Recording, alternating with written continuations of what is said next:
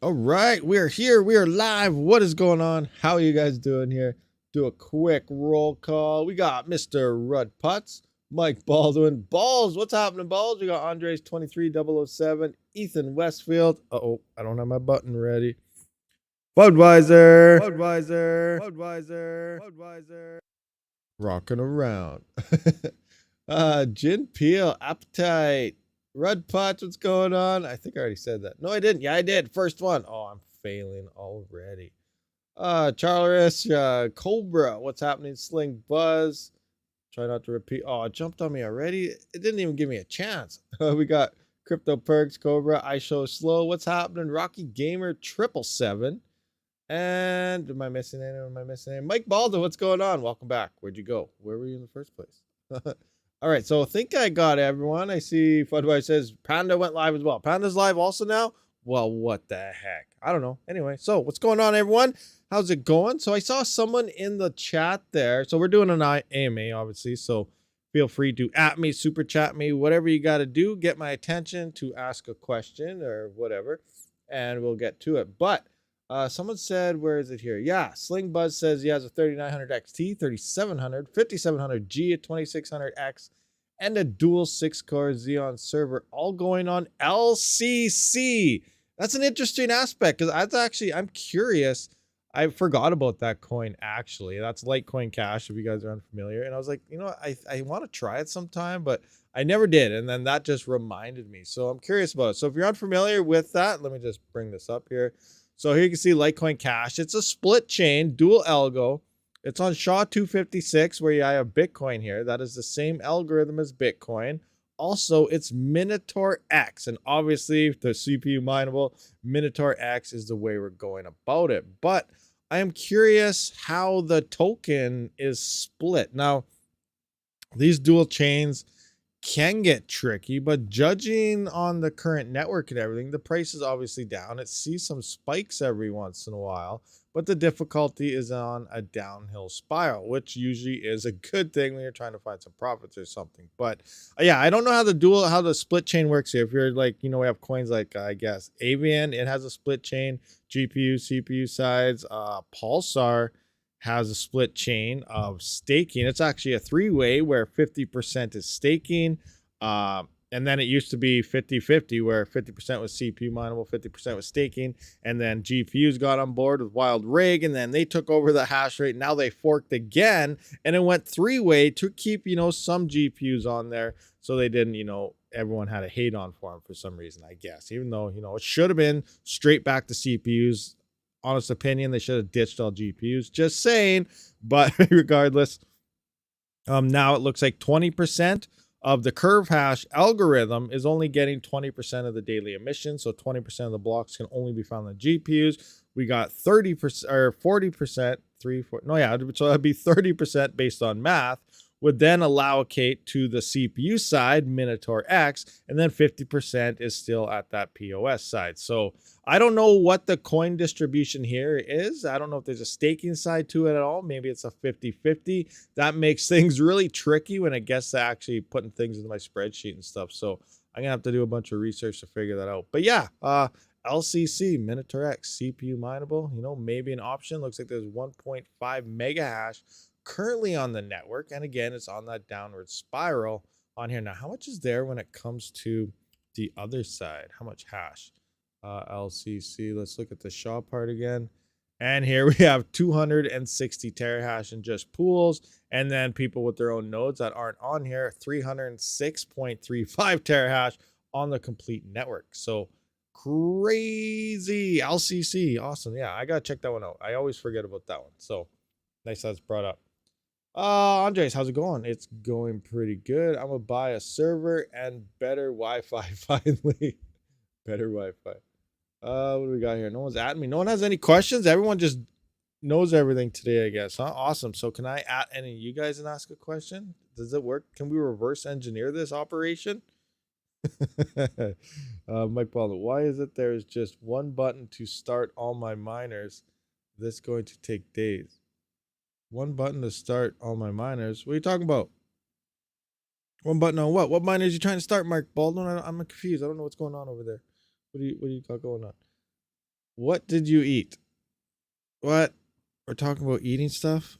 Oh man. So I do plan on having guests one of these days. You know, I was gonna message some people earlier today, see if they wanted to come on, but then I didn't. So maybe for next week, I'll try to organize something, you know, get some more people together and more heads to bounce off people. We'll see what happens. My CPUs are, oh, Mike Baldwin, your CPUs are off. Why? Why? You just bought an S19 86 terahash. Whoa. Awesome. Awesome. S19 86. What's your power price? That's what I'm wondering. As soon as someone starts saying they got BTC miners, first thing I'm like, what? You must have cheap power. RTM solo mining with multiple rigs. Any idea? I guess, you know, it's always luck based. Solo mining something. Hopefully you hit them blocks. Hopefully you hit them blocks. Did the LCC team shut down RNG? They created Ring in 2020 and had big plans for it, and it was first coin on Minotaur pre-X. Oh, interesting. I don't know. I don't know nothing about LCC, honestly. Like, the only thing about it is I saw it was Minotaur X, you know, a while back, and I was like, you know, one day I got to swap to this, and then I totally forget that the coin exists, and then now it just comes back up again in the live chat. So when it comes to the chain part and what they're doing and devs and anything like that, I have no idea about it whatsoever. Like, the only thing I really look for in a coin is it profitable to mine right now? That's really all I care about right now. But yeah, I don't know. I have no idea on that. Ipollo's on unmineable. No, they're not yet. And speaking of Ipollos, that's a very interesting point here. So I wanted to bring something up. I am going to be working. I have a whole bunch of like little bits of various videos recorded and nothing put together for any specific video. But this is one that I am working on. And it's based on a comment that I got. I just really, you know, what was it? Yesterday or the day before? I don't remember when I released it. But I said, you know, I was putting my Ipollos onto NiceHash, and you know, they're still there. I'm waiting for my payout. Looks like I hit it, so I can take a payout. I just want to wait till I have everything ready. A payout here, a payout on a mineable, and then I want to try some other things like what's it called? I believe FlexPool. They added the ability now through a proxy to allow proxy mining ZIL ETC at the same time, and it's supposed to allow ASIC. So I'm going to try that to see if I can gain more, because allegedly, and I never did try it, because using eZIL.me, you pretty much, the ASICs worked with the ZIL mining because, and not all of them work because they need enough DAG to run that. So the ones that don't have enough memory aren't able to get that ZIL as well. And I still don't think Jazz miners support it, but I'm still going to be trying stuff. But anyway, on eZIL.me, the only reason it worked there is because ZIL, as well as their ETC, was running on the same stratum. So you couldn't switch stratums with them, which is why eZIL.me worked. Now, you could do it a separate way by going to Shardpool or something like that, I think it was, using their proxy, and then you could mine ZIL through the proxy and then any pool you want with that. Now, it looks like FlexPool themselves added in their own proxy. So now you can ZIL mine with ASICs on FlexPool. So I think that's one of my next experiments. I want to try that and see if it, you know, boosts that profitability, because my profitability based on eZIL.me was very low. I should have been getting a lot more ZIL, I think, but I wasn't. So I'm trying this again. So, you know, I have a whole bunch of different things I'm always trying to do, but I got to wait for certain tests to finish, other ones to go forward, and now I'm on a big rant. But regardless, I have my payout ready here, but I'm going to keep going until I have everything ready, my unmineable payment, everything, so I can do it all at once and then move. And I don't have any coins sitting within any wallets. I don't like leaving coins sitting in wallets. So I make sure everything is complete at that time. Anyway, back to what I was going to say.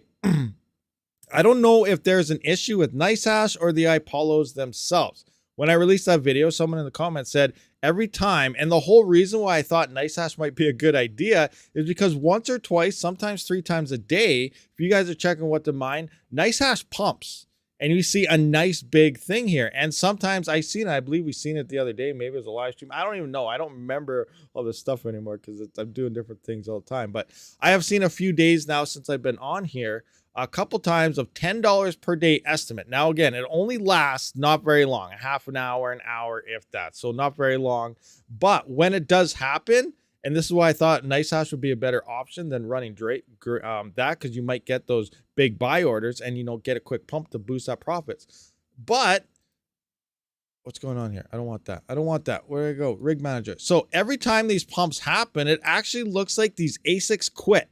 They die. And now, we must not have had a pump here. I did the record and I had it. But for an hour, when that pump happens, the hash rate goes to 0. And if I went into my dashboard of the ASIC itself, 0. They quit hashing when those big buy orders come in. So instead of gaining that boost, you're getting nothing during that time frame. And yeah, your accepted speed, it literally drops to 0 hash. Here we can see a dip, but it went down to 31. But it's a legit drop for about 35 minutes of 0 hash rate across every single Ipollo. So my whole game plan of trying to get this thing to work on NiceHash for that one very reason of getting that boost doesn't seem to be working.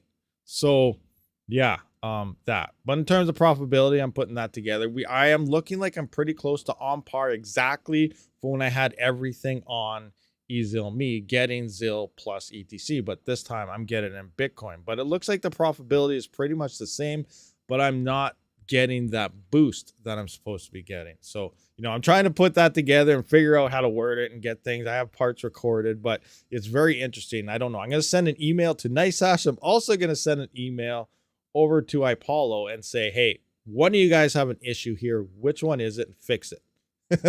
So that's pretty much where I'm at on that. But yeah, I thought I'd share that.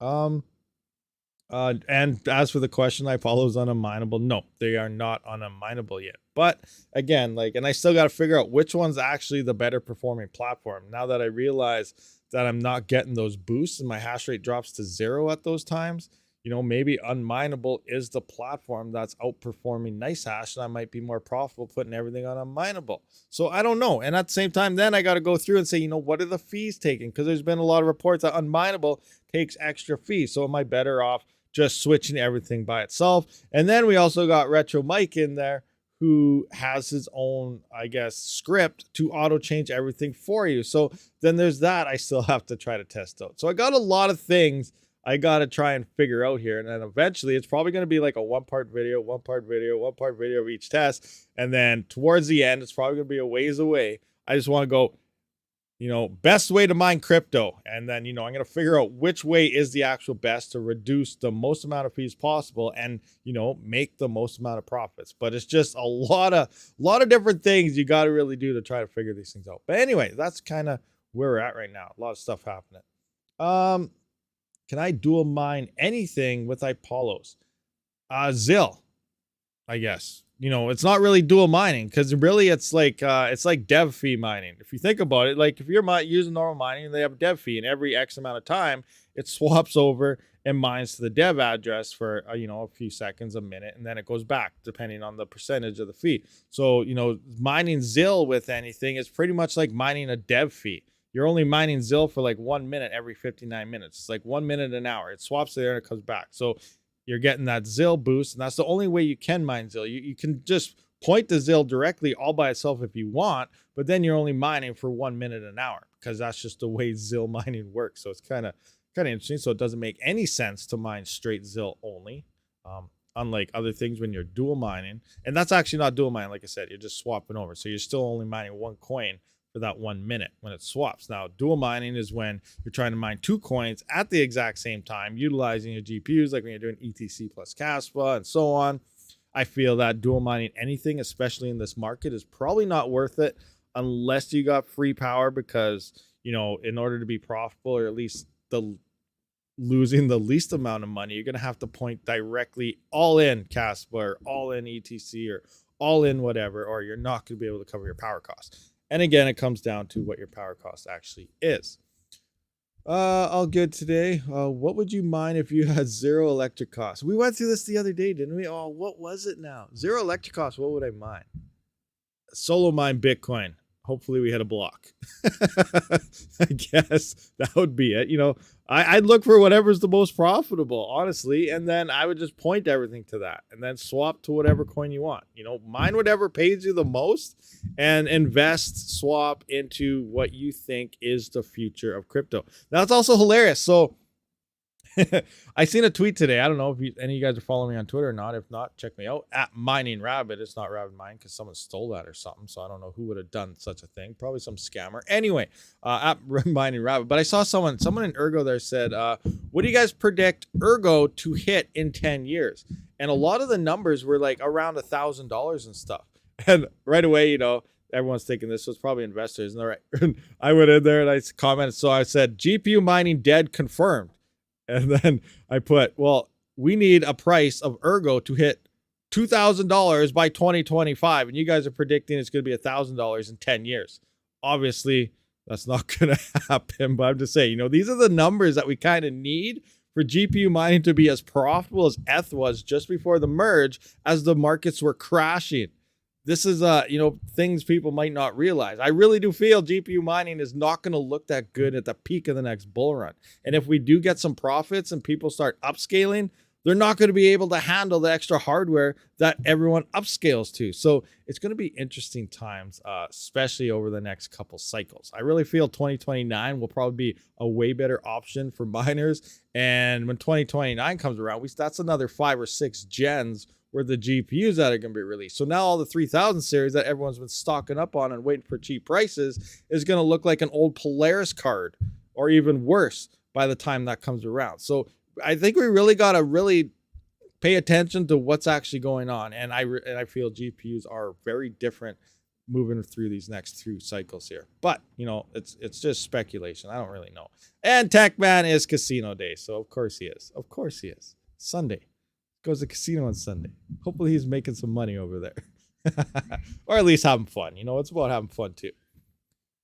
100% of 4090 will look like a RX 470 by that time. And that's hilarious because right now, like, I don't know, it's very interesting. So when we first did the 4090 test, it was looking pretty good. It was a Caspa King. It was dominating. And a lot of the coins, a lot of people aren't really mining the main, well, there's still a lot of miners on it, but before the merge, it was all in, you know, everyone's Ravencoin, Caspa, Flux, you know, and now it's all like, no one's really talking about those anymore. It's all like Radiant, Nexa, you know, this, we're all going on no non-name coins with least amount of hash rate, then they spike and we move to something else. No one's really talking about the main coins everyone was talking about before. So it's kind of interesting. And the 4080s and 4090s are pretty much dominant cards on these algorithms. So they're outperforming the 3000 series and stuff because it makes more sense. They're newer gens, they're newer tech, and it does that. So every gen that comes around, they're using smaller nanometers, they're more efficient, and they're better. But when they first released, it seems like everyone was saying how they're the worst cards you could ever buy. Now, price standpoint, yes, they're very expensive. They're the new gen and stuff. But when we tested, we were looking at it, we're like, you know, these are actually decent cards. And still looking back, the 4080s and the 4090s are still good GPUs, better than the 3000 series when it comes to mining right now. But their price is very expensive. But some people don't care. They only want the newest hardware. And some people are rich and they don't care. So that's a thing. So, you know, it all depends on everyone's pocket. What do I have these prices set at? They're on Canadian. Sorry about that. If some of you guys are wondering, no one ever tells me about that. I always forget about it. 90 mil max supply, 1 billion market cap, and it will be $26. Yeah, that's insane. But, and you remember, like, Ergo also has a lot of people. I also feel they're losing faith in Ergo. There's not much talk like there used to be. I know a lot got disheartened over that whole Twitter thing that was going on, and then there was where they hijacked that account, and then there was what else is, I don't know. It just seems like not too many people are talking about it like it used to. And honestly, probably the best Ergo pool shut down. That part sucks also. So, you know. Yeah, it's interesting stuff out there. Is Raptorium good? I feel Raptorium has a future. At least I'm hoping. But, you know, when you look at a coin, there's a few things you got to realize. One is, are the devs active? Are the devs actively trying to develop the coin and constantly, you know, releasing updates and things like that? That's step number one, determining, you know, if a coin's going to be a rug pull or not. And Raptorium's been around for a while, and I feel the devs are very active. They're also working on their own MMO, which is, you know, also good. It's going to be like a full-fledged NFT type of situation. All the items and stuff in game and everything, currency, will be running across Raptorium. So if the game becomes a massive hit, obviously that's going to be great for the coin as well. We don't know. Hopefully they do take their time. Like some people like, hurry up and get the game out. No, you know, 5 to 10 years at least before maybe a beta phase, I think is good, because we don't want it to be some broken piece of crap. We want it to succeed. And I love MMOs, and I believe they have are some delays because I believe some of the head devs and stuff for it are in Ukraine, and we know what's going on over there. But one of the head devs there is he's one of the guys that worked on World of Warcraft in the Burning Crusade type of days and stuff like that, before the game started to die. So, I liked it back then. I did play it back then. So we'll see what happens. So hopefully it has that type of vibe, but at least does something different. So there's potential there. As we know, the futures update just recently happened a month ago or something on Raptorium.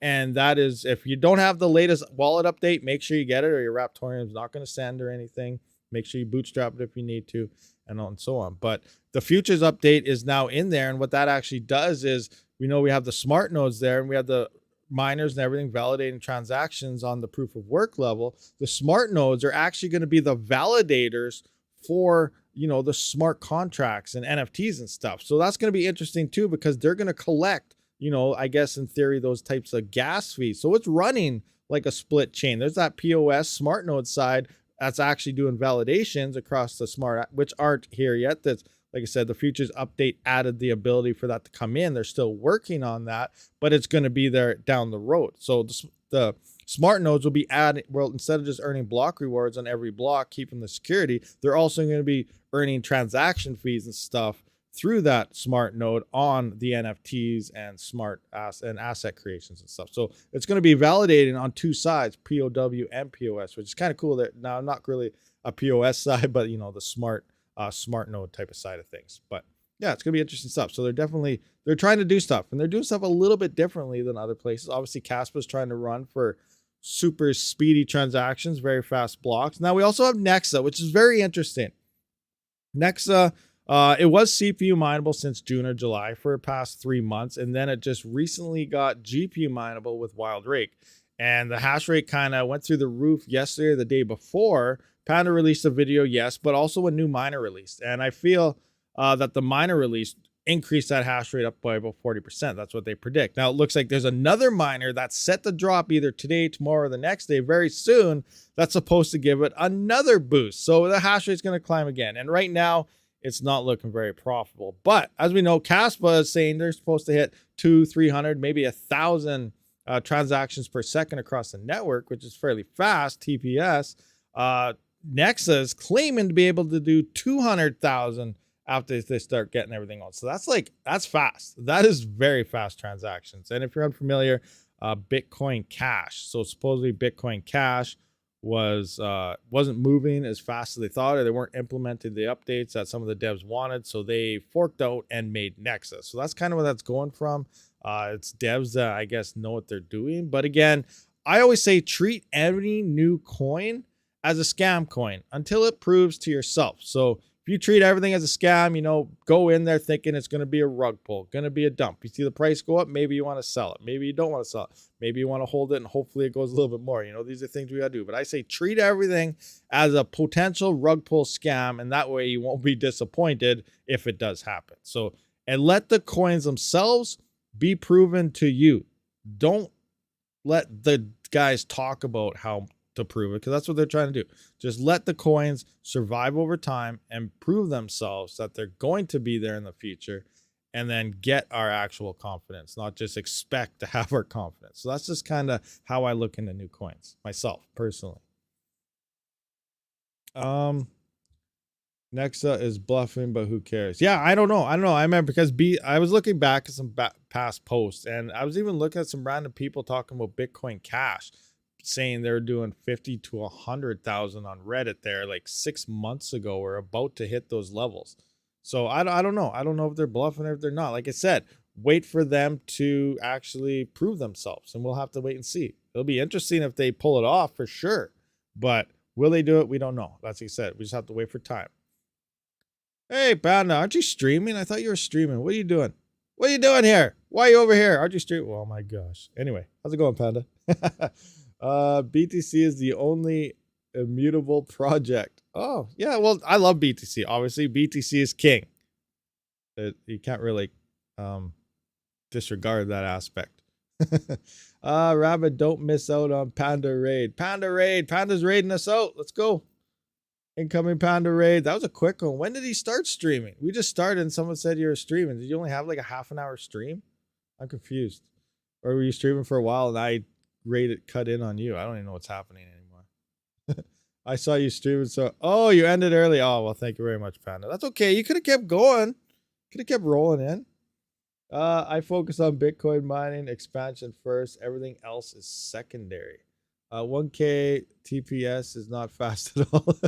I really don't want to spec mine anymore. I want to mine BTC at the pool.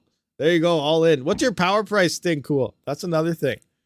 Power price. Next time we'll schedule around each other. Yeah, I don't know. I usually try for 11 my time. I guess that'd be 10 your time. So yeah, we'll figure something out, get some schedules rolling together and see what's going on.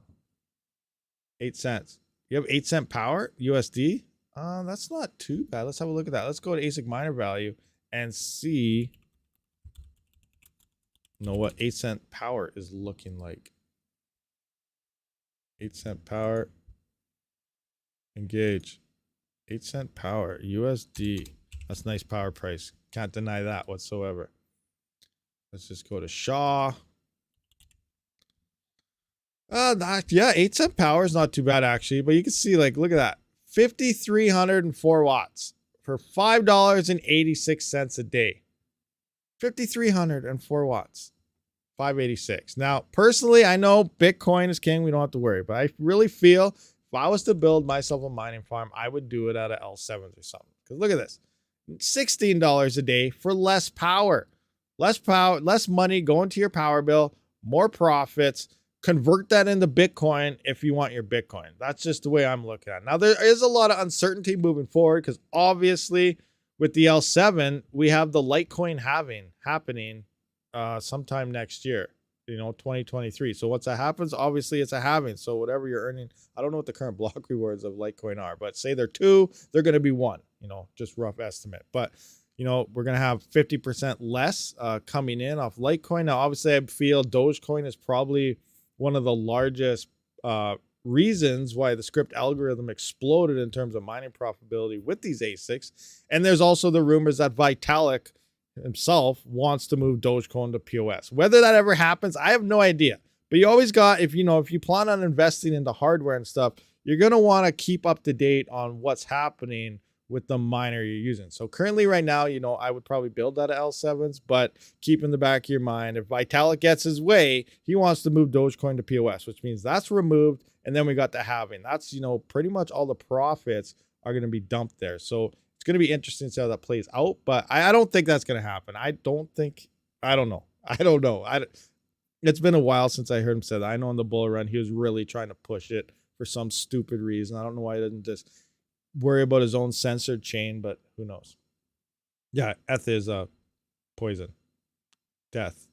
Bad. But yeah, L7s are totally beasts right now, but are they going to be beasts tomorrow? Remember, it's every year. We have 2 years till the next cycle begins. It's actually starting to begin anytime now. We're pretty much at bottom if we haven't hit it yet.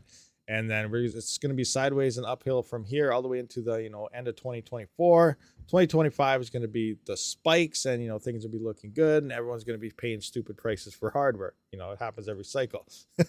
But yeah. Hey, I'm late. What did I miss? Not too much. You're good. Vitalik lost trust with ETH. Probably. I'm still waiting for the devs. Like, there's so much talk now about censorship and everything. And before the merge happened, like 80% of the devs said if the chain gets censored, they're gonna quit.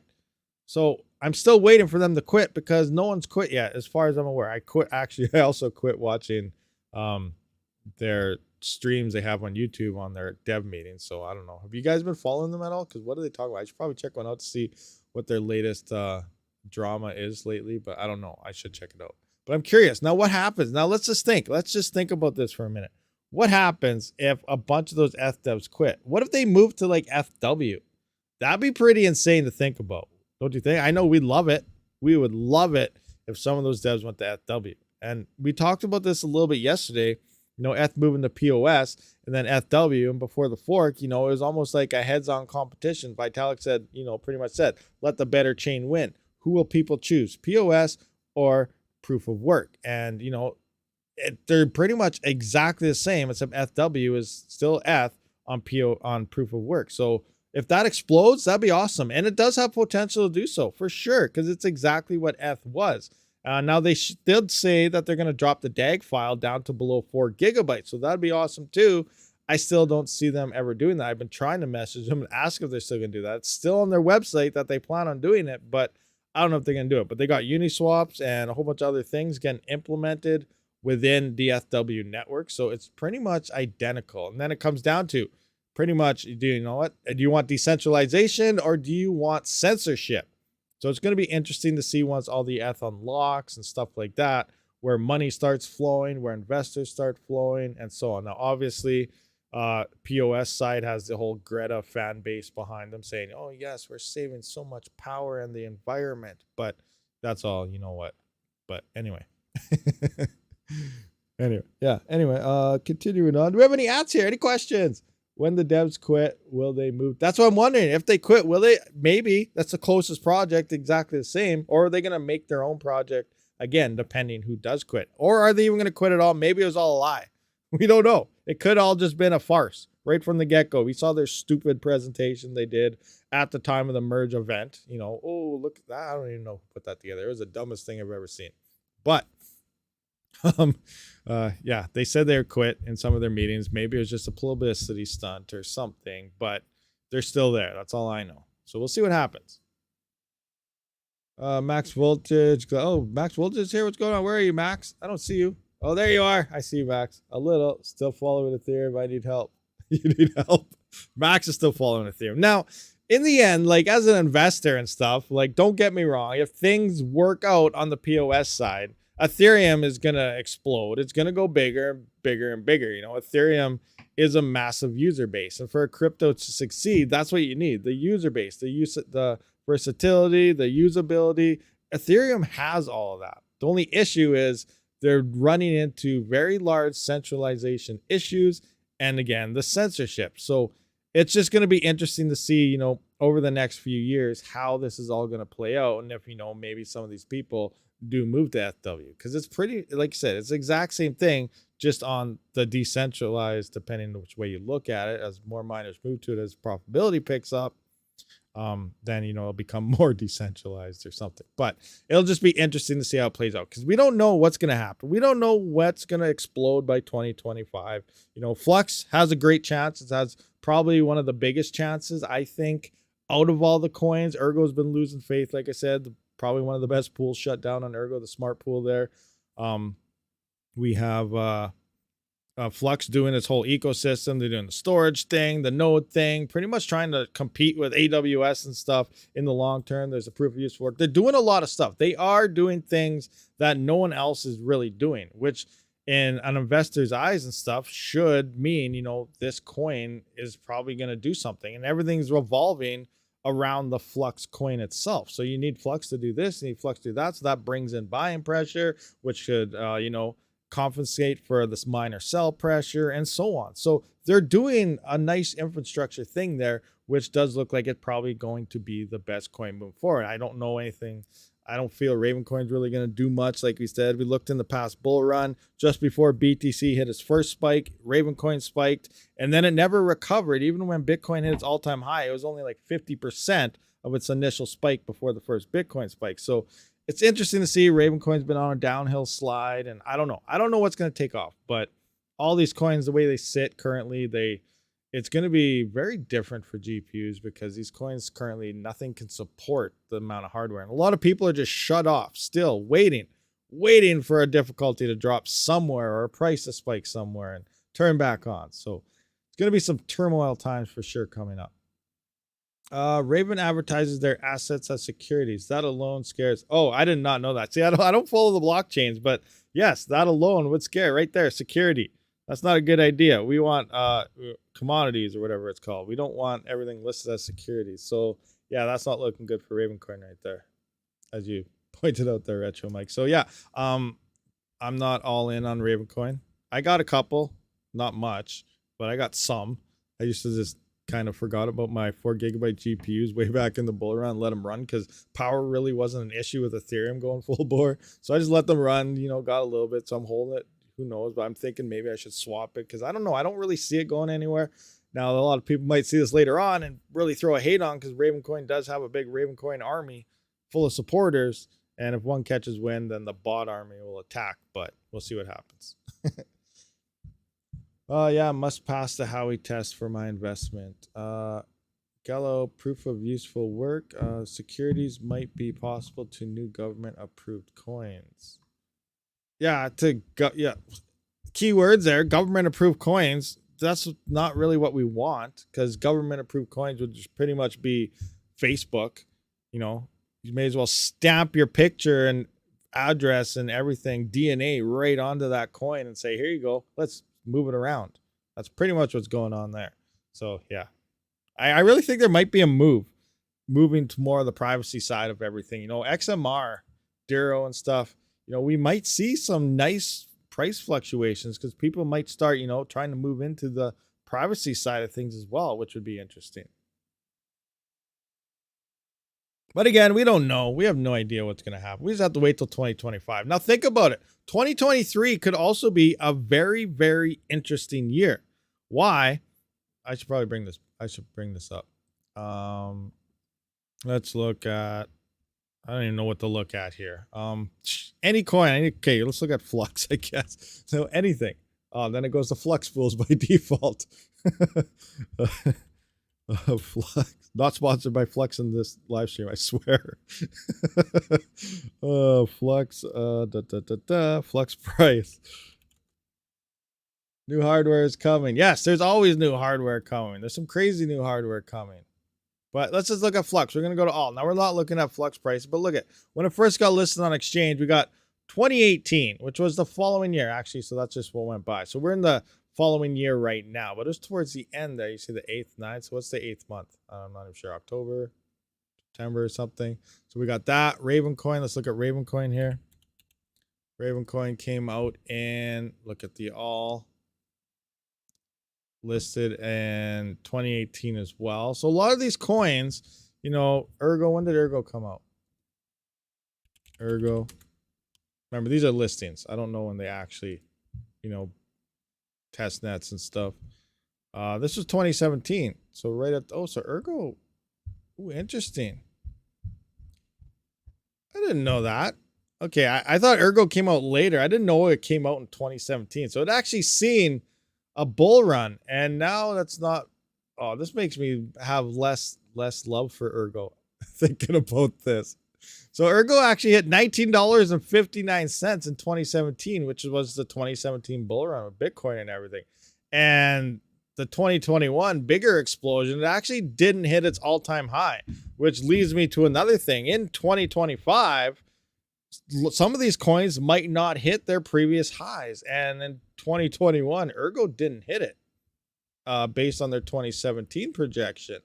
So I didn't know that. I thought Ergo also came out in some like 2018 or 2019 or something, because I was going to get to the point where, there might be some new coins wrapping up the release like any time now that may be our next go-tos. Our next go-to coin might not even be here because a lot of these coins came out after the 2017 bull run. They've only seen one so far. So I expect more coins to come out after the 2021. Again, be careful. Treat every new coin as a scam coin. And then, that's the best way to go about it until that coin proves itself to you. That's the way I look at everything. So, yeah. So Ergo didn't hit its previous all-time high. Was not aware. I just lost more faith. I don't know. But remember, we also have the halvings on Ergo happening now. The halvings weren't happening then. They are now.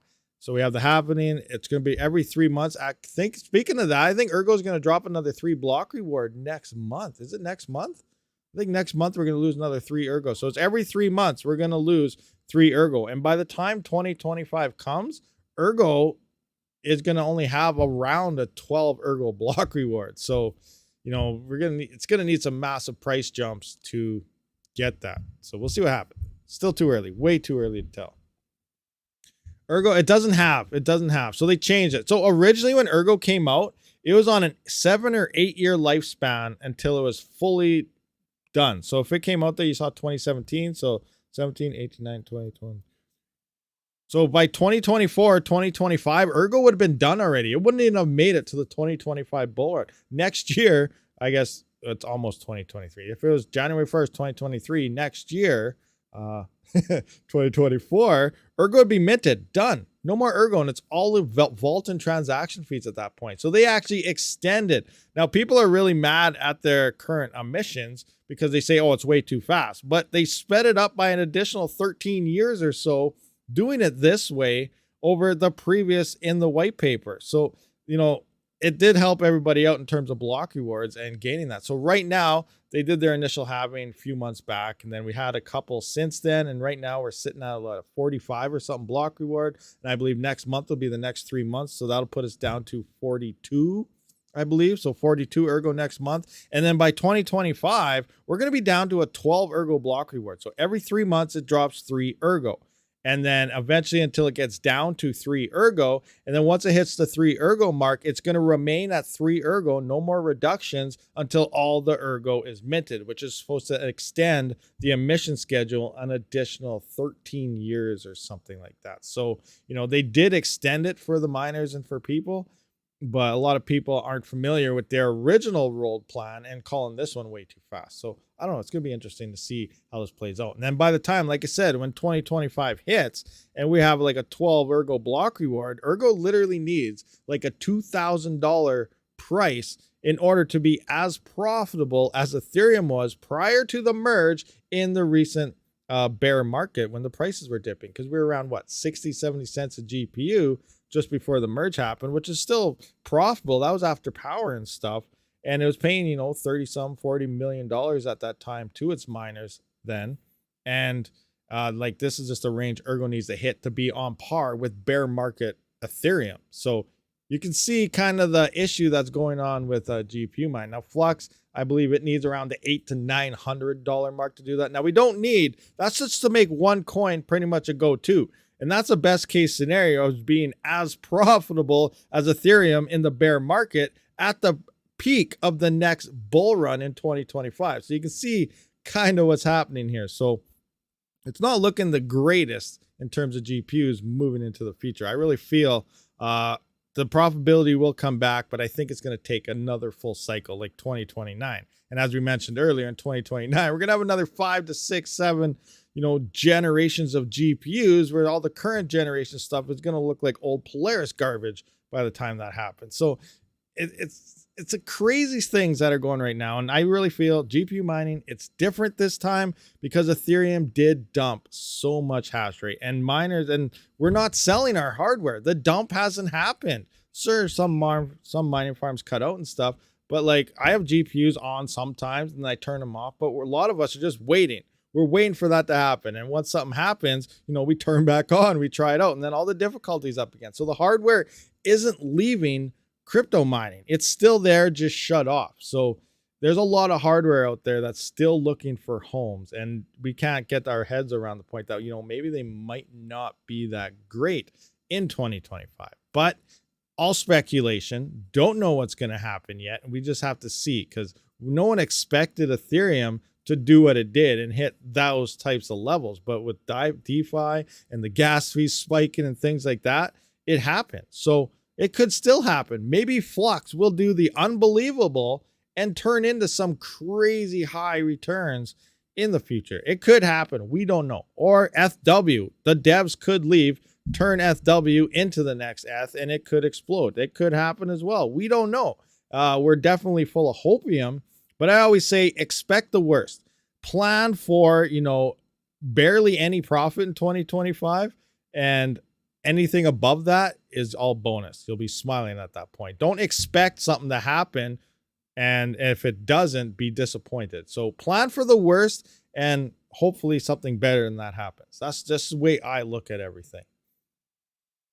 Optical ASICs 2027. That's gonna be insane. Yeah, there's always, it's crazy. It's crazy. And actually, speaking of, like, you know, ASICs and their, you know, their evolutions and stuff, I was actually going through to look at my current, like, you know, the Ipollos and stuff. And here Like, look at this. Just the Ipollos themselves. Look at the ETC Mini. About 144 mega hash, 135 watts. And it cost me at 11-cent power about 35 cents a day to run this miner.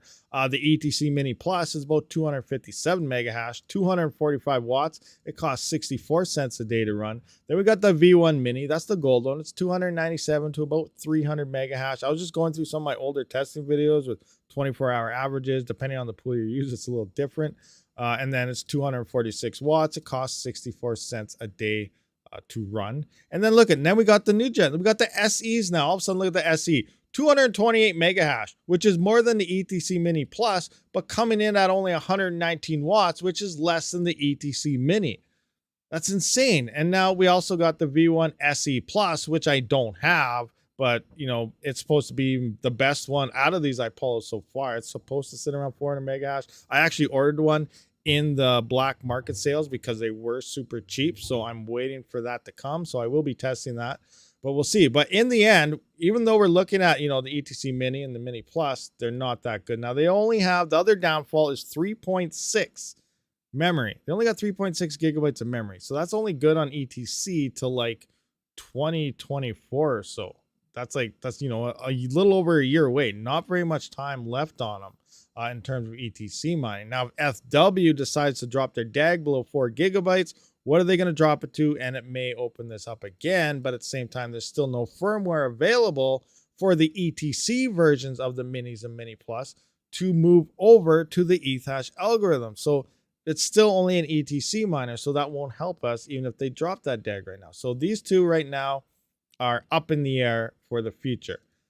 But the SEs, we can see definitely the SEs are the better miners out of them all. And in the end, all of these, when it comes to ETH hash or ETC hash, minus the ETCs, are better than any current GPU on the market. So we're comparing this as not that good, but these things are way more efficient than a GPU for mining these algorithms as well. So if any of these algorithms decide to take off, obviously these are the better miners to have as well. Less power, more hash rate. That's what you want. And then I haven't finished up my Jazz miners yet. I'm putting that together, trying to work on some videos to point different things at different things. And yeah, but that's just where I'm at on looking at my stats. And I think I need to fire some more workers here soon because some of them aren't cutting it. We're already playing on World Market. Why nobody watching World Cup? I watched it till Canada got removed, and then I don't watch it anymore. Just like when hockey and stuff's on, and there's a Canadian team in the Stanley Cup Finals or in the playoffs. I watch till the Canadian teams aren't in it anymore, and then I quit. I don't care who wins after that. So that's just the way I am when it comes to sports.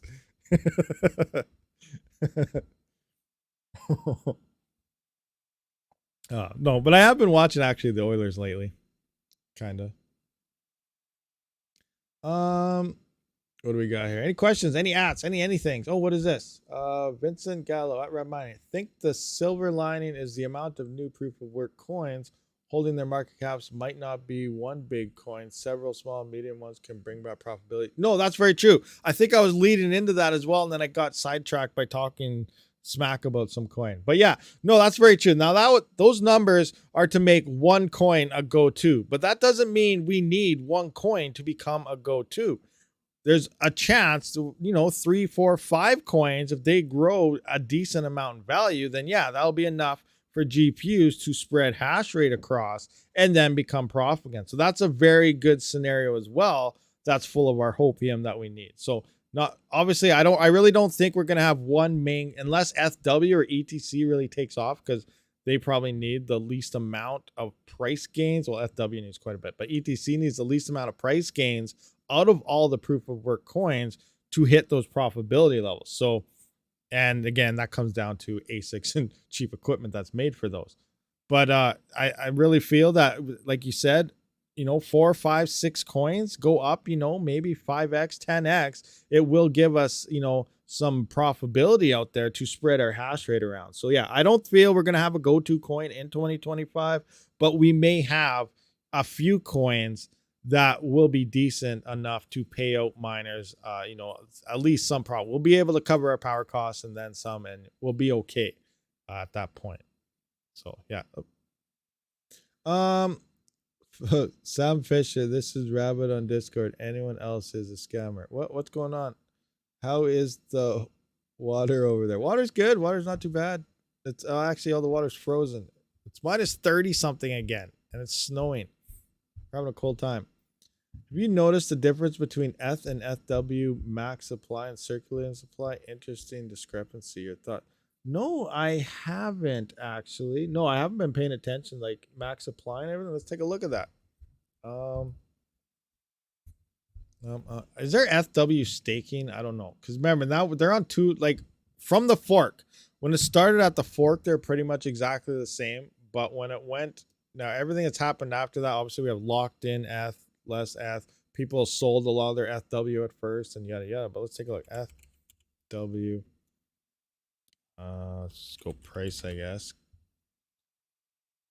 Through CoinMarketCap. So let's go to that. Let's duplicate. Let's go to ETH now. ETH. All right. So what do we got here? Market cap. Okay. We don't want that. Volume. Circulating supply. So there's 122 million ETH. 107 million circulating FW. I don't know what the fully diluted is. 325. I don't know what the difference is of that. But I see, yeah, the market cap is slightly different. Now remember, everything like FW, or obviously ETH has a lot of staked Ethereum, and no one can remove it for who knows how long, because everyone's probably going to dump it. So they're trying to make that as slow a process as possible. But yeah, I don't know. ETH is 1179 USD, 297. Let's take a look at ETH prices. What did it peak in 2018? Oh, that's interesting, actually. I wasn't. Huh. ETH was a later pump. So ETH was January of 2018 after the Bitcoin fell. Okay, yeah, I never really looked into the ETHs. People are like, hey, you know how you do your BTC things? Let us know about Ethereum. And I never looked into it, but it looks like Ethereum actually pumped the month after Bitcoin's pumped. So Bitcoin was already dropping down to nothing at this point, and Ethereum pumped. So everyone take their money out of Bitcoin, put it in ETH, got another payday, and then pulled out. I don't know. But yeah, so yeah, that was a 2018 pump for Ethereum. All right. And how far back does ETH go? 2015. Can you imagine that? Look at that. $1 ETH. $1.25 for Ethereum in 2015. $1.25. Oh, it was under $1 here somewhere. Where is it? 84 cent Ethereum. 84 cent ETH, guys. 84 cent ETH.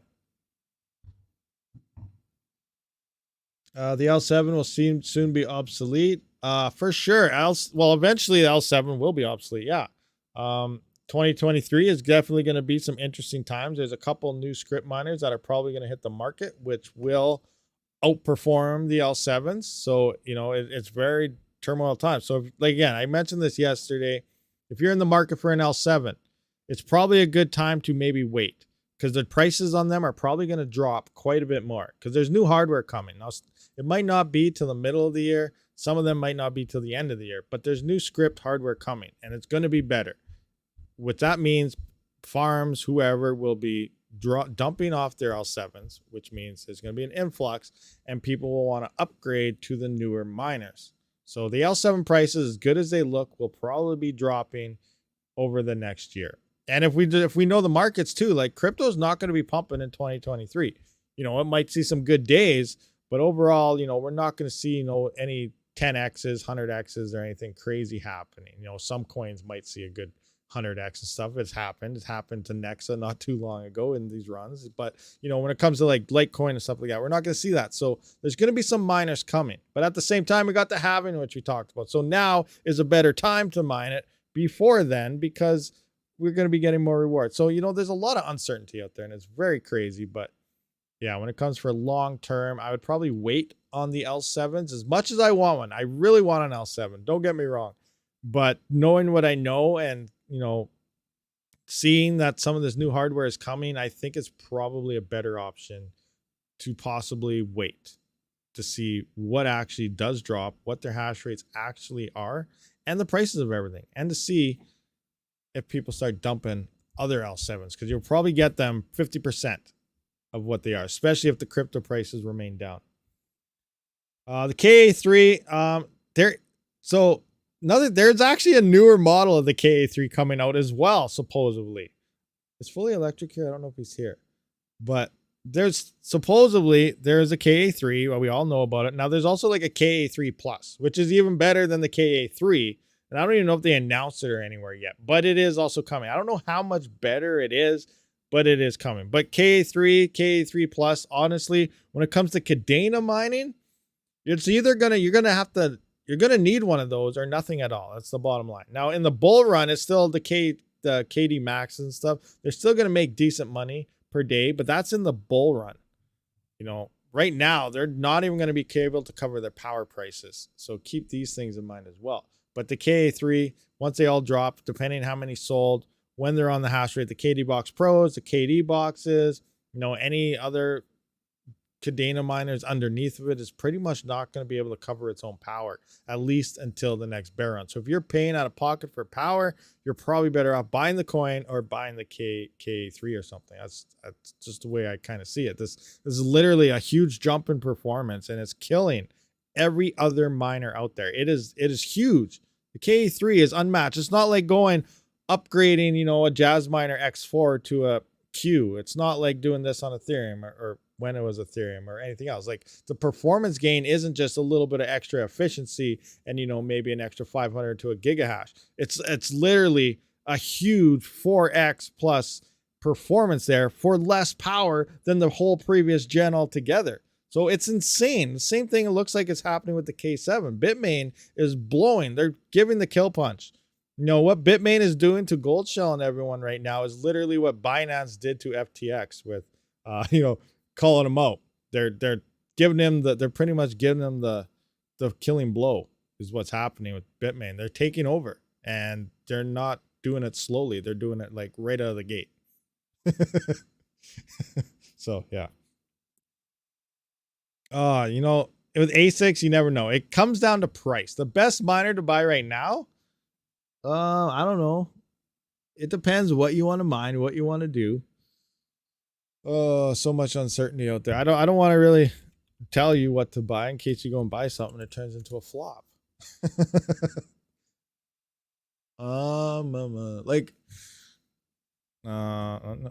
Like we don't like, okay, we run over, I don't even know how to explain this. So it's all in, there's too many ifs, ands, or buts involved with this whole thing right now. Now, if you're talking about miner, I'm assuming you're referring to an ASIC miner. Now, I do have links to like all these legit stores in the description, so make your own decisions. But, you know, Kadena obviously will be very profitable. KA3 is a top dog miner. It's going to be the most profitable miner. But what if Kadena doesn't pump again? These are things we got to consider. What if Kadena doesn't pump? Then you're it's still profitable right now. You're not like dirt, no prices. This thing is a monster. But, you know, obviously Kadena probably is going to pump, but what if it doesn't hit its all-time highs? We're all expecting new all-time highs across all these coins. That's not going to happen. All these coins are not going to hit their all-time highs again. It's just the bottom line. We don't know where all the money is going to flow. That's why I always said, you know, the safest bet in my mind is always Bitcoin. That's why I'm kind of converting everything to Bitcoin, because it's the safest bet. We don't know if this will actually pump to that, or that'll actually pump to that, if this will hit an all-time high or go above the all-time high. Sure, if it does, that's awesome. But what if it doesn't? These are the things we got to consider. And I feel personally that the safest bet is Bitcoin. We're going to see 6, 7, maybe an 8 times increase, you know, at the current price of right now up to where it is. Because I expect, you know, in 2025, I think Bitcoin will probably hit the USD range of around, you know, I think 100 to 140 is a fairly safe bet. Again, don't know for sure, but I think that's where we'll probably peak around, in that range there. So, you know, that's some nice gain coming from right now. So I'm slowly converting everything over. Now we don't know, like Kadena is sitting at like, why do you know what the price is right now? What's Kadena price? KDA. Because it did hit like $23 or something, didn't it? All-time highs.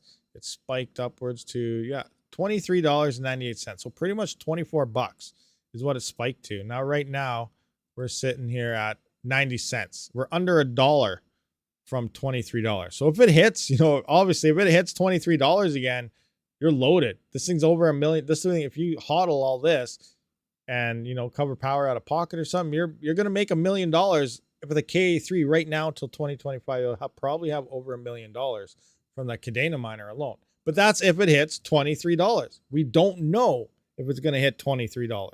So those are what you got to keep in mind. Will it hit the all-time high? No idea. We hope it will, but it might not. Next up, I like Script. Script is a safe algorithm. L3 pluses. People are still trying to get their hands on L3 pluses. That's an older miner from 2017 or something. Like, okay, let's look at the Script stuff here. L3 plus. Now for me, an L3 plus is not profitable. It hasn't been for a long time. Even when everyone was, talking about let's get some L3 pluses, I'm turning them on and buying more. It still wasn't profitable for me, so I kept mine off. But it all depends on your power price as well. That's a big factor. As a miner, your largest expense is your power price. But the L3 plus right here, the 600 mega hash, came out in 2017. It's 600 mega hash, says 850 watts. Now with Bliss or Hivon firmware, you're actually getting, nope, wrong, 504 mega hash. You're getting 504 mega hash for 660 watts, but it's still not profitable at my power price. Actually, looking at this, it might be now 20. Oh, wait, we still an 8-cent power. Oh, we're still an 8-cent power. I was like, whoa, what's going on here? We might actually, okay, hold on. I'm going to go to my power, 11 cent. Yeah. Where's the L3 plus? L3 plus. But yeah, anyway, regardless, I think the Script algorithm, it's one of the safer ones, like the Bitcoin algorithm. But obviously, Bitcoin miners, they use a lot of power and your profitability isn't very high. So you need very cheap power and a lot of miners. It's about scaling. That's another thing too. I never really talked, well, sometimes I do, but scaling is a big issue too. Like, I know you may look at something, say you're only getting 30, 40, 50 cents a day out of something, right? You're like, okay, awesome. But if you start scaling, something's making 50 cents a day after power, like, a lot of the CPUs. So I slowly upscaled up. 50 cents a day times 30 turns into $15 a day. You only have one or two, and you only, 50 cents or something doesn't look too hot, especially coming out of a, $14 a day bull run, moving down to 50 cents. But you start scaling up. These things do add up. If they can cover the power cost based on your power price, then it does make sense to scale up your operation in order to do that. Because, even only if it's 20 cents, you have 4 of them, that's $1 profit. You add 8 of them, that's $2. So scaling is a big factor. Sure, the single numbers may look bad, but as you scale, it gets more and more. And it's kind of funny. So when I look at this, I kind of opened up a little mentality, and it's probably not a good idea. So you've ever played like crypto mining simulator and stuff?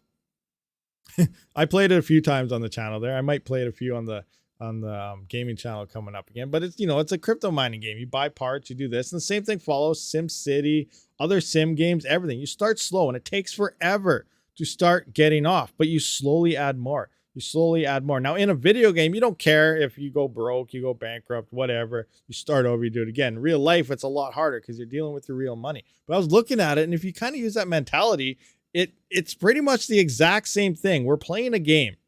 So you start scaling up, and just like crypto mining simulator and these other ones, you're scaling up, you're getting a bit more, And it's almost like once you hit a certain level, it's like, oh, I can just buy stuff all the time. I'm rich. You're scaling up so fast. So it's all about scale. At the very bottom at the stop, it looks like you're not getting very much at all. But as you scale up and you're covering your power and you're doing it, the higher you go, that 10 cents, 20 cents, 30 cents, 50 cents, then begins to turn into $15, $30, $50, $100, $1,000. Like, it does add up. But again, I wouldn't go out there and just lump sum it in. Boom. That's what I say is probably a bad idea. But, it's very interesting mindset to have, especially for us crypto miners. It's interesting. But I started looking at it. I was like, this is exactly like playing one of those video games where you start off small. And it doesn't really make sense. It's taken forever. But as you slowly grow, your operation grows. And that's another thing too. So you look at it, you're like, how long? What's the ROI? What's the ROI? And I don't look at it like that in a perspective like, as a business standpoint, when you look at things, most businesses and stuff, their return on investment of stuff they buy is like 5 to 10 years. You tell anyone anything, in crypto mining that, oh, it's going to take you more than a year to pay off. They're like, yeah, out the door, you're full of BS. I'm not doing that. It's not worth it. That's how most miners think, especially coming out of 2021 with making $14 a day, a 3090 at a 3-month ROI. People are like, anything over 6-7 months is BS. That's what, same with CPU mining back then. Like, there were some days where a single 3900X was cashing in more than a 3090 at like $14 to $15 a day. It was pretty insane. But we're going out there and, you know, all of a sudden a CPU would turn into a 1-year ROI. It's like, why would I spend that money for a 1-year ROI? That's BS. But most corporations ROI is like 5 to 10 years. So then you take that mentality and then you take the gaming mentality into it as well. So like I said, with the crypto mining simulator, with the whatever game you're playing, SimCity and stuff, you're adding everything together and you're making that amount per day. Sure, individual hardware probably isn't ROI'd yet, but it's getting faster and faster and faster to purchase more hardware to upscale. Example, I started with a gaming PC, XMR mining. It took me a little over a year, but I used XMR to buy my first dedicated CPU mining rig. It took me over a year to do that with my gaming rig mining part-time, but then that turned into 2. That turned into a new rig in 6 months. No, that first one didn't ROI, but my farm together bought a new one. And then the more you get, your farm can buy new hardware that much faster and faster and faster. And you can upscale it. Sure, they did not ROI. It's taken a while. But the time to purchase a new rig with the capacity of my farm gets faster, faster, faster, and faster. And that's how I look at things when I'm expanding things. My farm can cover the cost of that new rig in 2 weeks. I could buy a new CPU mining rig, probably ROI the rig with my farm in less than a month, maybe 2.5, 3 weeks, depending what I'm mining and what I'm looking around to. I can do that and be okay with it. But the ROI on that rig is still looking like a year or so. But the farm as a whole is what I'm looking at. I'm not looking at the individual ROI of the equipment. You kind of see what I'm going here. And this is the mentality I kind of have with my farm when it comes to upscaling and stuff. Yeah, anyway. Converting human leather into cowboy hats is the most profitable way. That's crazy. Where can you buy an Antminer KA3? A few places. I do have links in the description. I believe Miner Bros has it. Let me just check. Let me check what I got in my description right now. Trusted crypto mining shop. So yeah, I believe Miner Bros has some. Belay Mining actually has some as well. Casa Miner has some. So then again, you can't just be like, okay, other things you got to look at when, purchasing ASICs and stuff. I always only have legit links. So always check my links for stuff. It's all legit. I do have Nhash. I didn't list that in my description yet. I just got their referral link not too long ago. So I do have Nhash as well. I think they're actually one of the cheapest, but you got to look at the price and then see what some of these companies charge for shipping. So you do got to shop around, because someone might have a higher price, but it'll be a way low cost of shipping or maybe free shipping, or who knows, where other people might have the miner really, really cheap, but their cost to ship might be very, very high. So not make it worth it. So you do got to shop around at various stores. And I do have multiple ones for you to check out there. So yeah. Opinions on Nexa. I think it's very, it's a new coin, obviously. Well, it's not new. It started in the summer sometime. It was CPU mineable. I wasn't on it when it was CPU before you ask. So no, I have not mined it. I started when the GPUs hit it, about 8 hours after our plant hit it. It was great at first. Honestly, it was awesome. It was making, I don't even know. I put my one OCTOMINER X12 on it, a couple 3060 Ti's, I guess 3070, 3080, some A2000s. It was making around, I don't know, $40 a day or something. It was covering power. But I didn't sell, and I probably should have, but I didn't. So now I'm holding. Hopefully it goes up again. So the price has been dipping. The hash rate has been cruising right up, and I think it's not profitable right now. So, but as for the coin itself, I don't dig into blockchains too much. But again, it's all speculation. Allegedly, it sounds like it's Bitcoin Cash people. Some of the devs forked it. Bitcoin Cash was moving slow, so they decided to make that, and they're standing by it. So again, I don't know. It may have a future, might have a better future than most of the newer coins out there. But we don't know. Right now, it's a gamble. Do you hold it? Do you sell it? Do you invest in it? I have no idea. It's all up to you. Do your research on it. I don't look into coins, but currently on the mining standpoint, the hash rate's too high and it's not profitable anymore. So that's the bottom line. Nhash is good. You got an Ipollo G1 miner from them last year. They were originally a hosting company, and you don't have the best reviews online, but their ASIC sales service was very good. Yeah, I emailed them. They got back to me very fast when I was asking if they had any type of referral systems and everything. So, I'll try to find, where's my Discord? I'll get the Nhash link and put it in. Discord open. Oh, it's not even open. Usually I have my Discord open. Okay, let me check. I'll find it. I'll find it in case some of you guys are curious. Where are we at here? Nhash. So Retro Mike vouches for them as well. Where we got discount codes. Oh man, I can't find it. Oh wait, here it is. Nhash. Oh yeah, I think that. So yeah, Nhash has the cheapest L7 anyway, because I put that in my Discord. So here is the Nhash link if anybody cares about Nhash or looking for L7s or something. Now the shipping I think is kind of high, but I'm gonna put that in the Discord or in the description as well. I'll update that. Oh, what happened? Nhash description. All right, description should be updated as well. But yeah, Nhash, Crypto Miner Bros, who else? Coin Mining Central, all these guys, they do sell them. Take a look around, make sure you know what's going on with shipping fees and stuff, because that just may be an issue. Rabid, afraid I'm blowing up his Discord, and I never vouch for it. There you go. Retro Mike never vouches for anybody, but he vouches for them. Oh, right on. Awesome. Yeah. No, check them out. Just remember, shop around. Check a few of the stores and see which one has the best prices for you.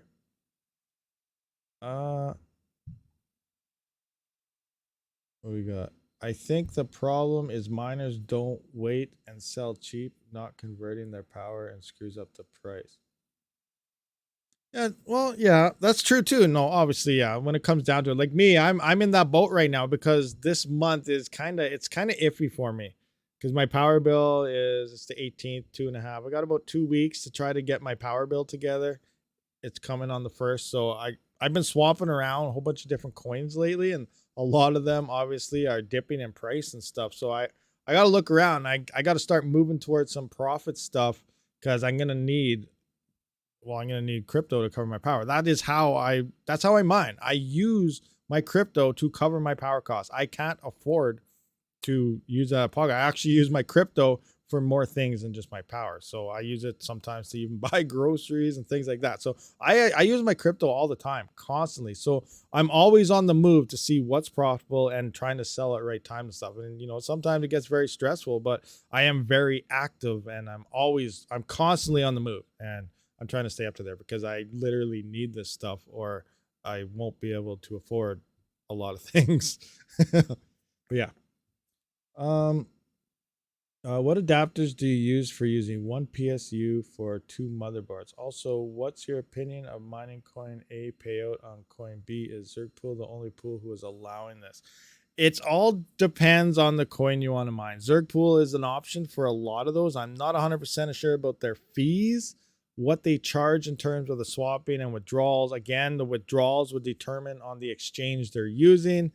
Some coins, some exchanges charge more than others to withdraw, Bitcoin and stuff, depending what you want to withdraw from. So there's that. You have to really pay attention to what coin you're mining, what you're getting paid out in, and what exchange that platform is using to get the payouts in. Because if they're using a platform, like say they go to some big one like Binance or something, and you're getting paid on Bitcoin, it's going to be hefty withdrawal fees coming out of there. Now they're probably doing a whole bunch at once, obviously, so it's going to reduce that on everybody. But there's a lot of factors to really look into if you really want to figure out what's the best way to do it. And like I said, I got to look into Retro Mike's there. He has a script that does this auto scripting. I have no idea how it works, how to set it up, or anything. I don't even really know where it is. So I still have to DM you, Retro Mike, and get all the information on that. But that might be one of the better ways to go about it. So once I get more information on that, obviously I will share it with you guys. Just exchange your own coins. Yeah, in the end, exchange your own coins. Like, that's probably the best way to do it. Pick the exchanges that have the lowest amount of withdrawal fees and do that. I use my mining revenue to exchange and stake ELF0. Then the earnings I get from staking is what I sell to pay for living. Gee, that's a very good. That's Crazy's doing a great thing. That's a good thing, and that's one thing I kind of thought about, especially if Raptorium like pumps or something. I was like, what do? Do you pull out at that point and cash it out and then wait and then maybe buy back, or do you just like wait on it? Like, it's just like lottery winners. We hear about it all the time. Say someone wins the lottery. They got $20 million, $5 million, whatever, awesome, life-changing money. But you always hear the story, 3-4 years goes by and they're broke again. They spent it all because they think they had this massive amount of money. But if you think about it the smart way, what you do is you take that, you put it in somewhere, and you just kind of live off the interest. That's going to pay you out like at 1% or so. $1 million, couple million at 1% is like, that's like $10,000 a month or something. That's pretty insane. So if you live off that 10,000, I know I definitely could live off 10,000 a month. No issues, ands or buts about it. But you take that, you're living off the interest. You have the lump sum in there for times of need, I guess. Right? 10,000 a month, you probably don't have times of need, but you see where I'm going. You have that there just in case. You live off that. You just live normally. You don't go out and start buying Lambos and yachts and mansions, or you're going to be broke. Then you got to pay taxes on all that. Live normally. Pay your bills on time, same as you normally do, and just live your normal life. And you don't have to worry about nothing. And you won't go broke. That's why I think all those people, they're not good with money. They're not smart with it. They get that, they spend it, they're broke again. So, do it smart. Okay, was going to ask what you think of Nexa. I went over it 2 or 3 times already. I don't know if I should say it again. Usually I don't mind, I'll go over it again. I have no issues, I guess. You become millionaire, you got to factor in and get that $1,000. Just so you would think what to do. Yeah, for sure. $1 million at 1% is 10,000. Oh, it's a 10,000 a year. Oh, okay, I messed that up. Okay, let's do 100 million. Say you got 100 million. That's better. I failed at that. Save 10% of all you can. I know. You hodl all that. You wait till a bear market. So right now we're in a bear market, or if you win $1 million, a couple million, you wait till 2026, bear market, bottom, and you buy Bitcoin, all of it, all in. Then you wait for that to go times 10, 20. Then you're good. Not financial advice. They got brainwashed to spend it all. Yeah, that's true too. You got to spend money, right? As a miner, I've been playing with DeFi and buying low, selling high. For example, BNB is cheap right now and it's going back at $300 again. BNB is bought going anywhere. Fingers crossed. BNB is also Binance. What if Binance decides to go, oh, guys, we got a chapter 11 here in about 2 weeks? Huh? What if? Thoughts on HNT, withdrawal of coins in the new app since the old one is now being phased out. There a new HNT app? I don't know. I have no idea. I didn't even know about that. Is there a new one I got to get? I got to look into it. I have no idea. I didn't know there was a new HNT app. I got to check it out. I know there's because I have that gold shell miner that I still am not able to set up because the Android app does not work. Let me just check my apps here. So yeah, it's called the UGWAN app. UGWAN, UGWAN app. You need that to link it. If I use the Helium miner app, it says that miner has to be updated. It detects it in Bluetooth, but it says you got to wait for it to update and sync. And as we know, light miners now, they don't need to do all this crazy syncing stuff anymore. Supposedly you don't even need to forward the ports anymore. I don't know if that part's true or not, but everything's a light miner at this point. And UG, whatever, they say that, what is it? What did they say? They said they got to update it for Android. It does work on iPhone. I know Panda has one. I don't know if he tried setting it up yet on his iPhone to see if it works, but Android, that's all I got is Android. It does not work. So I can't get it set up. And it's been like a month now. I could let Gold Shell know, and they said, all right, just keep us up to date on this. And then that. But it's kind of funny. I find it, you know what? I wonder if This is probably gonna give them a bad name. But you know what? We gotta talk about this. I'm gonna go to Twitter. I'm gonna show you exactly what they said. So let's just go into Twitter here. UG. Test and swear, but the thing is, okay. So I found this was funny. So can you guys see this? No, you can't. Okay. Oh, you guys still can't see it. Maybe I can shrink it a little bit. Where's my? Okay, now I can go. There, you guys can see this. So look at this. So I asked, hey, just checking in. Any progress on the Android app? How is it coming? Everything is ongoing. Because when I first told them, they said it's not. Let me scroll up. I'll keep updates. It would say it'll be. Look at. I say it would be really quick. I'm trying to figure out when it's going to. They say it's going to be really quick. Now everything is ongoing. We are testing so far. But the thing is, it is quite hard because this needs to connect to the Helium network. They made a Helium miner that won't even connect to the damn network. That makes zero sense in my mind. So yeah, so it's been a little struggle so far trying to get this Helium miner to work. Who makes a Helium miner that can't connect to the network? It makes zero sense. So that's what's going on with the latest gold shell miner so far. On Android. Now, iPhones and Apple, so far it seems like everything's working good as it should, is what they say. I don't have an Apple, so I don't know. But if you have an Android phone, it's not looking good. I cannot connect to it. It won't let me. Flash the new ROM on the SD card and the gold shell will work. What's the new ROM? They have a new ROM? I thought it's all supposed to be auto-updated from the thing. At least all my other ones did. I'll have to try that. I'll see. See if they have a new one for the Android. But they're telling me that it's not working. Who knows? We'll see. Binance got Sam to buy back his shares for like 30 billion. They're good. Binance got Sam to buy back his shares. I moved to the middle of nowhere and need to get my HNT up high to work, and it's snowing out. Oh no, yeah, I'm in the middle of nowhere as well. I got two miners. One's here, one's I guess 3 or 4 blocks away. And really they're talking to each other. They're doing not too bad actually in terms of rewards. I better check on this. What are my rewards? Now they were doing good for a long time again, like a whole month and a half. I've been getting like 4 rewards a day. And then I think yesterday, I didn't get that many. Helium, let me check. Checking it out. What did I get? Past 24.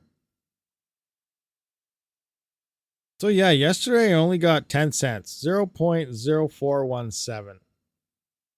And then before that, though, I was getting like 4 to 6 rewards every day up until yesterday. And yesterday was an epic failure for some reason. I don't know. 5G helium, and they're over $1,000 for pennies a day. Yeah. Do you have one of those 5Gs? I'm curious how they're working because I keep getting emails that they're, making massive amounts of money, but I have no idea. You know how that works. I have no idea. I haven't even looked up anybody with a 5G to see how they're doing. Where do you exchange your helium coins? I'm not sure who all carries helium. Probably Binance and whoever else. Let's find out. How would we find out? Helium exchanges. Helium exchanges. HNT. Crypto rank. What's this telling us?